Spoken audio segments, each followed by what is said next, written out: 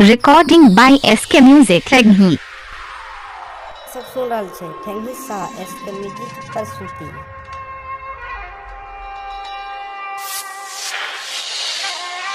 Singer सुमन महरा के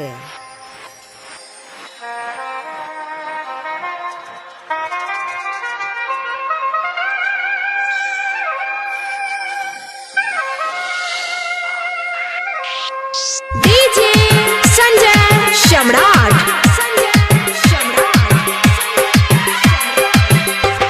सुन गे बुच्ची तोहर जवानी सबके देखे चुआ दिल के पानी।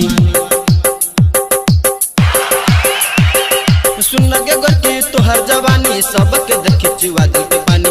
ए नकिया तू हरान करे छे बियर पिया के मजा मार लेतोगे। हाँ सुमन के गीत पर मजा मार लेतोगे।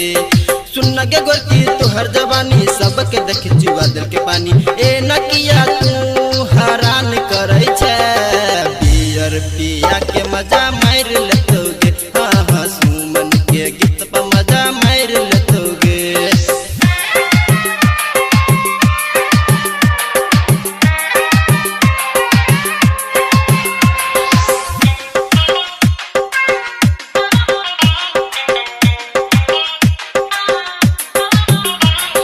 डीजे संजय सम्राट।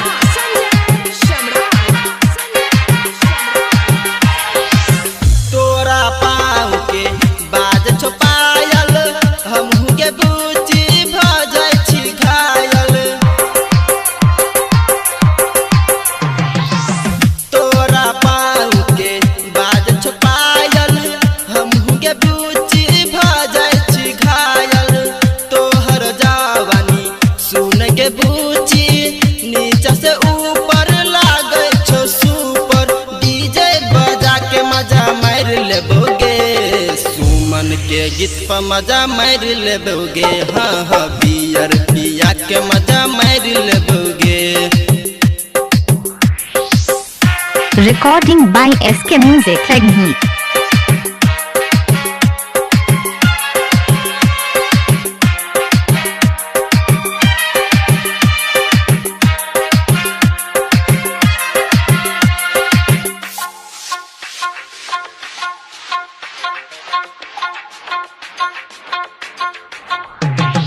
डीजे संजय सम्राट।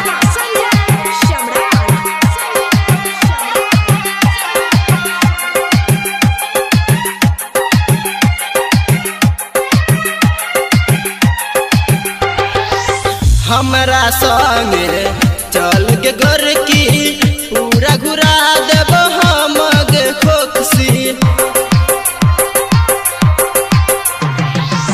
हमरा संगे चल के घर की पूरा घुरा देब हम गे खोखसी। ओ तस तोरा लज बोलाहन किन देब पाऊ के पायल। तोर संगे सेल्फी हम लेबोगे डीजे बजा के मजा मार लेबोगे। हाँ हाँ बियर पिया के मजा मार लेबोगे।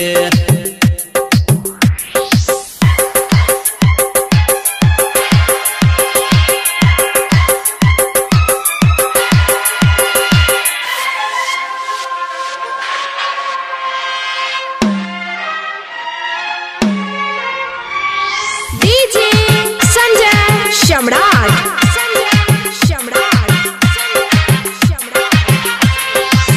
यल छ नाच ले नाच के बूची सिंगर सुमन के बंज घर वाली।